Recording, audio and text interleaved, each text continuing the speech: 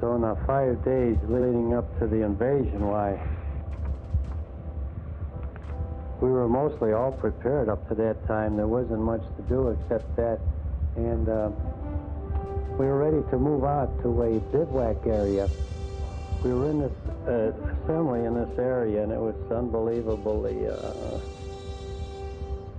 for myself, it was the anxiety, the thing that we've been waiting for a long time. Over the loudspeaker, I heard the word attention. I, with the other troops, snapped to attention, and in the corner of my eye, I could see two men, one wearing an American uniform, the other a British uniform. The American was General Eisenhower, and the other was Field Marshal Montgomery. General Eisenhower said that we were about to embark on a great cause, the liberation of Europe. God be with you. Montgomery said almost the same thing, but added that he was grateful for the help and surprising troops from America.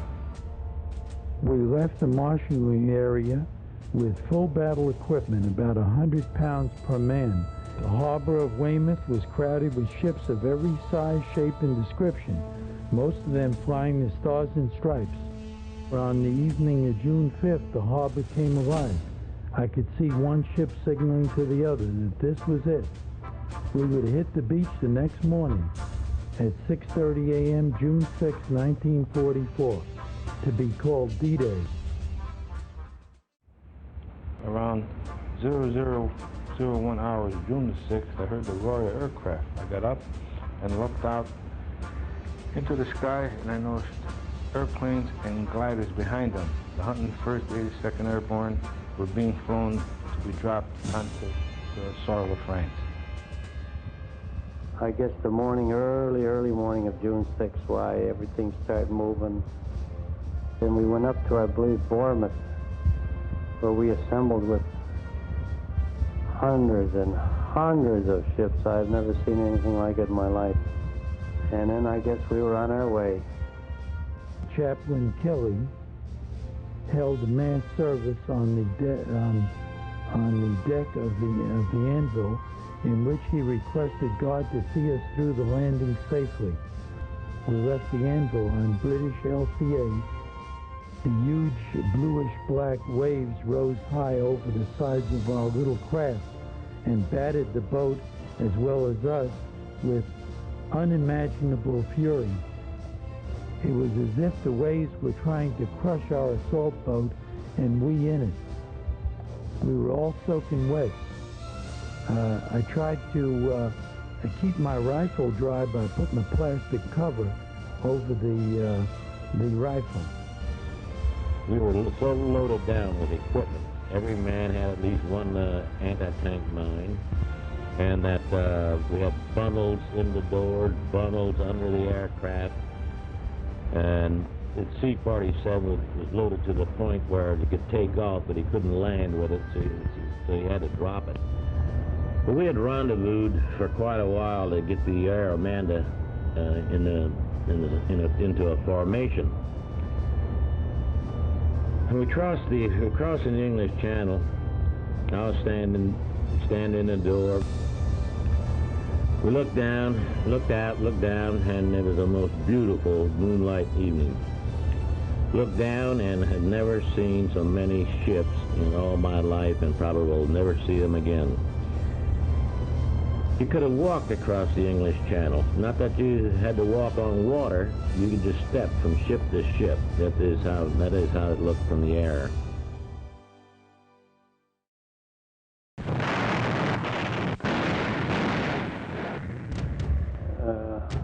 so hard to describe.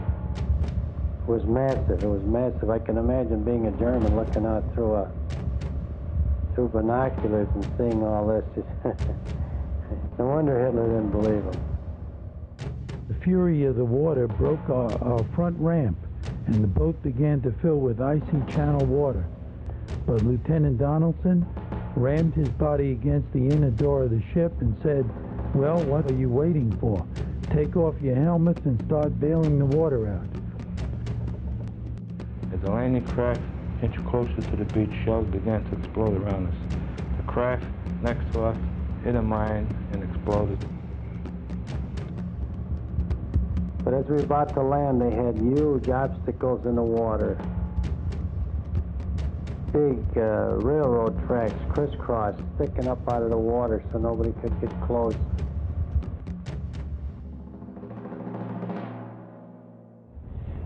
There was a ground fog, and we were supposed to be flying at about 600 feet, and that was going to be our jump altitude. We couldn't see any landmarks. We couldn't see where we were going, or anything. But the order was before we left that no one would come back in the aircraft, whether we found our objective, whether we found our DZs or not. That we would go out somewhere over Normandy. Just as soon as it bailed out, I just knew that was the end of it.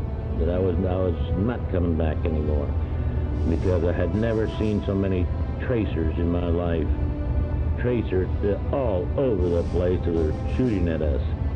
I hardly got the thoughts out of my mind when I went through an apple tree. My feet just barely touched the ground. The top of my canopy had caught my fall, and I just hung there real nice, no problem. Took my knife, cut myself out of my harness, and immediately started to gather the people together that jumped from our aircraft. I saw the beach with its huge seawall at the foot of a massive 150-foot bluff. An 88mm shell landed right in the middle of the LCA on the side of us, and splinters of the boat, equipment, and bodies were thrown into the air. The ramp was lowered, and the inner door was opened, and a German machine gun trained on the opening took a heavy toll of lives. I waded through the waist-deep water, watching many of my buddies fall alongside of me. I expected a bullet to rip through me at any moment from the right. I reached the stone wall. I looked down, and being washed around by the incoming water, I saw the bodies of my buddies who had tried in vain to clear the beach. When we hit the beach, I knelt down and kissed the dirt, whispered, "Thank you, God." I then looked around and saw many dead in the water and on the beach. My company was being held up by machine gun fire from the hill. Then Colonel Taylor, regimental commander, got up and said, "If we have to die, let's die on the hill." We moved out and took the hill, giving the Allies a foothold in France.